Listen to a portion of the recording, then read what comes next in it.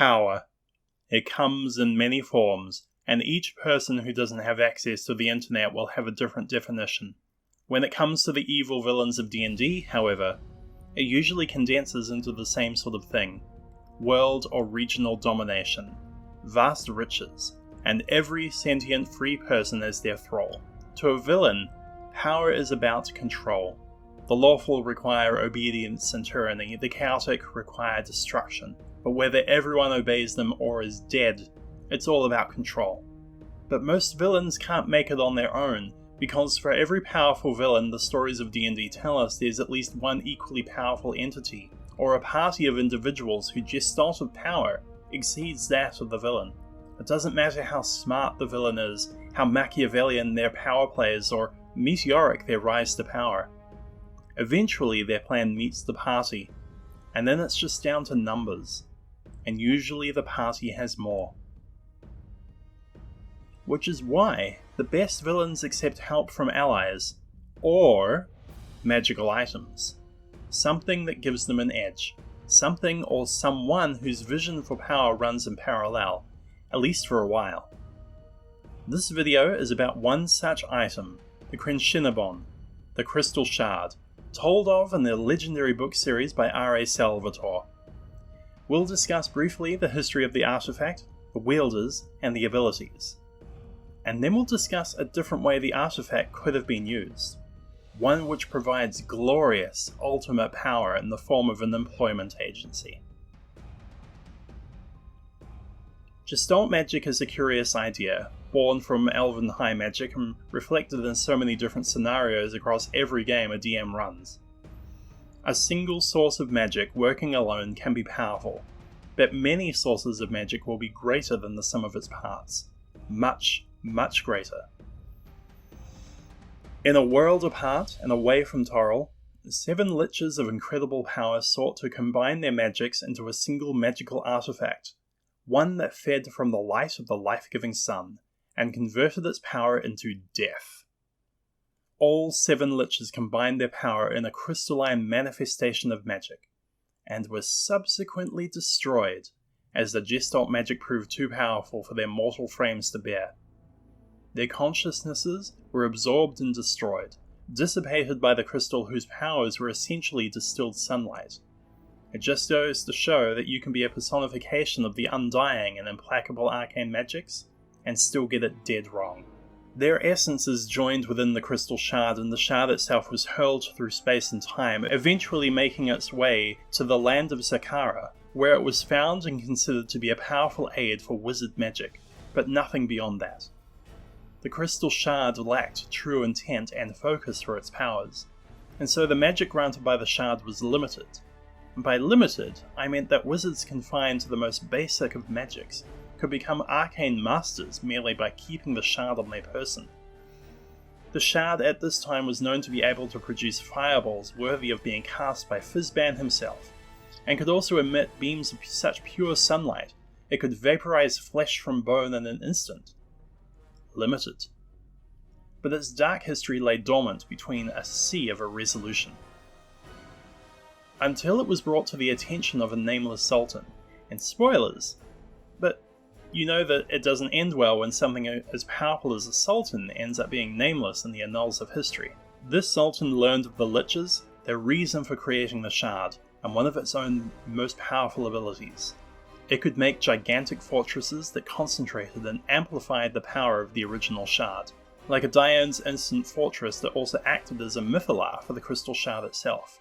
And this sultan thinks, hey, I have a great many enemies and I live in a time of war. What if I created a wall around my, sultandom? What if I created a wall around my territory and become a beacon of such power that I could promote everlasting peace in my realm? The Sultan created a line of crystalline towers that stretched from his capital across the empty desert to his kingdom's second city, an oft-raided frontier city about a day's travel away in intervals. He raised as many as 100 of these towers, nearly completing the defensive line. But the Sultan miscalculated. Imagine that you have a decanter of endless water attached to a hose, and the other end connected to a water turbine that produces the arcane energy needed to power the decanter in the first place. You create a torrent of water and the decanter is powered perpetually and may even be overcharged. Now imagine creating a hose with 100 ends, but powered by the same decanter. Can you imagine all that? Good, because it's nothing like that. But if you can wrap your head around that concept, then you can sort of maybe understand that Gestalt magic is opposed by disarrangement. So many towers created by Crenshinibon taxes the original source of magic. So many sources of power strip away the Gestalt, and suddenly the towers are closer to mundane than not. Soon after the Sultan's raising of the towers, a great sandstorm manifested and swept across the desert, shattering the weakened crystalline towers. This sandstorm served as a precursor to an invasion by a neighbouring sheikdom. The hordes overran the Sultan's kingdom and the merciless sheik forced the Sultan to watch as his family was murdered. As the Sultan was tormented, Crenshinibon stole from him the essence of his soul, and finally, the artifact was complete. It had power and intelligence now, and it also had purpose, a mass power, the Sultan's lifelong dream, informed by the amorality of the liches. There have been a few wielders of Crenshinibon since then, and not gonna lie, most of them were pretty ineffectual. First, the demon Errtu tried to claim it and was stopped by a powerful angel who banished the demon to its home dimension. Then the angel attempted to destroy the crystal and ended up burning his perfect hands and was unable to get the job done. This guy then threw the relic across the planes of existence in an effort to ensure that Errtu would never find it again. I guess failing to note that the crystal had the same sense of travel as the One Ring, and also forgetting that Errtu could probably easily find it again, due to the way that the Abyss interconnects with this rest of reality. Also, once again, here's an entity that decides if he can't destroy the item, then no one can, and doesn't take into consideration the many other angels, celestials, and deities with the powers and knowledge to annihilate the energies. But instead, he throws it away in the hopes that the next person to find it would have the power and morality to do what he could not. Again, spoilers, it did not, and as it lay in the spine of the world, it was picked up and claimed by a really bad wizard, both in morality and in overall talent, called Akar Kessel. The crystal shard gave him the gestalted powers of a full-leveled arch-wizard, who convinced Errtu to join him in the conquest of the region, summoning many orc and goblin tribes and even trolls, ogres and giants. Here we see the first limitation of the crystal shard, as it could bring evil creatures together and control them, but frost giants sent out by Akar could willfully disobey his orders, which ultimately led to the destruction of the army. It also failed to take over the mind of a good-lined halfling, and even worse, did not allow the attuned Akar to detect that the mind control had failed. And, well, even a charmed person gives you that for free.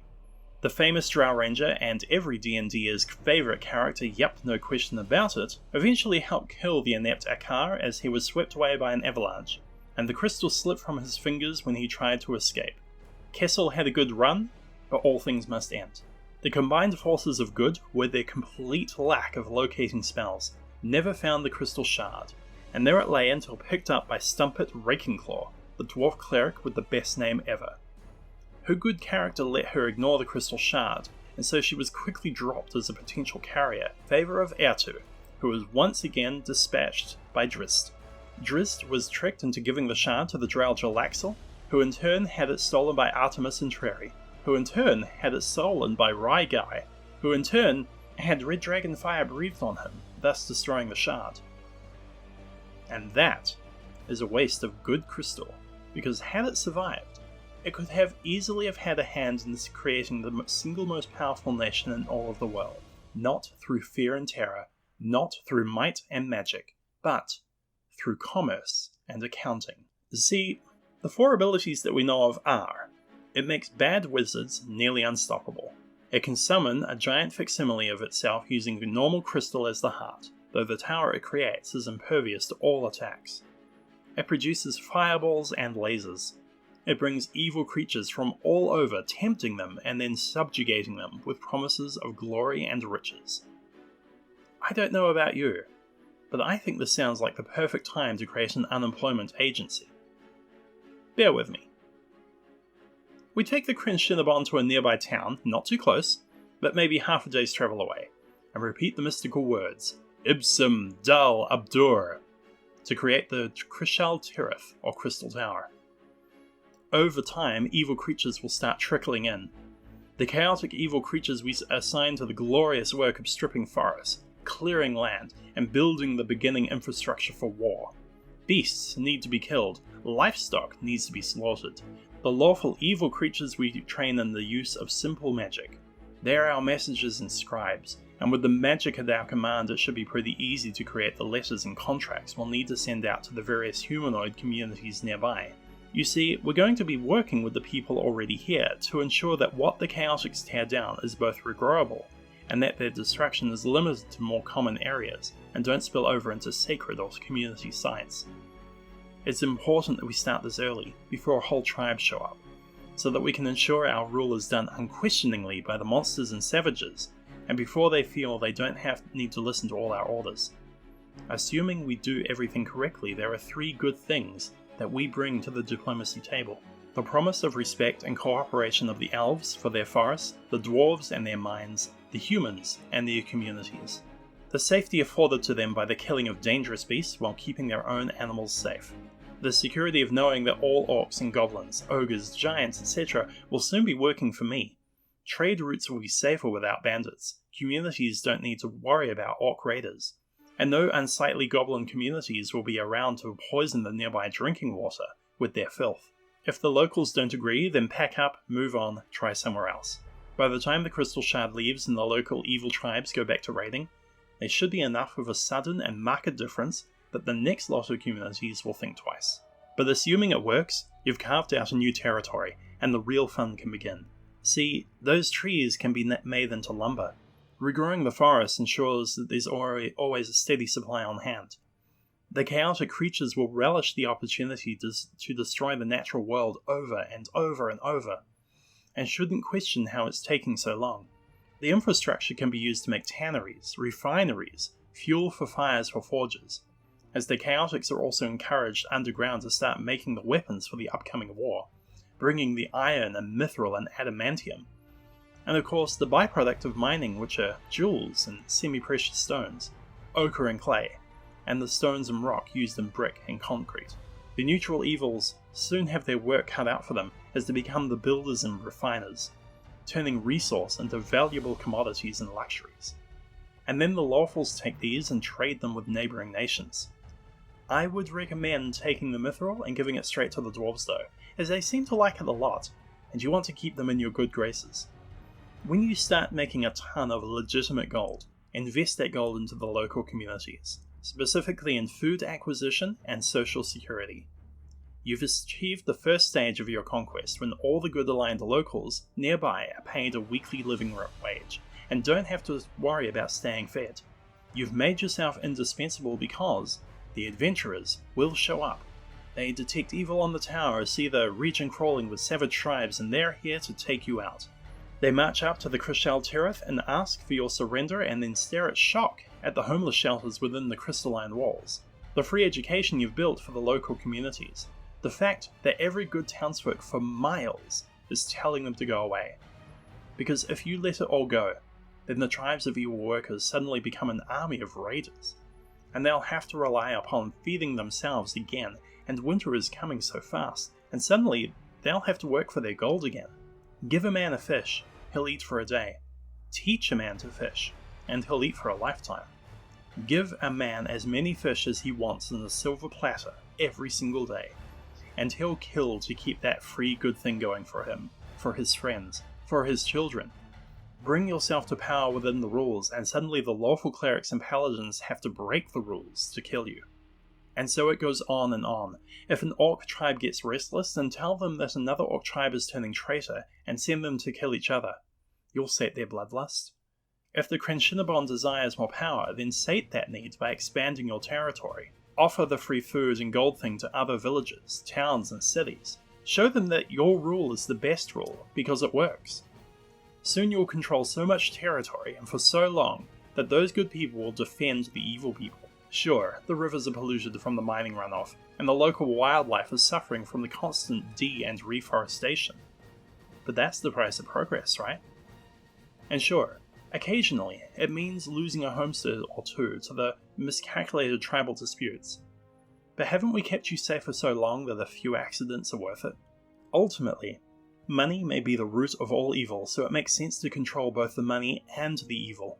As long as you have crenshinibon, you will have a subjugated workforce. As long as you have the workforce, you'll have more money and power than anyone could have thought possible.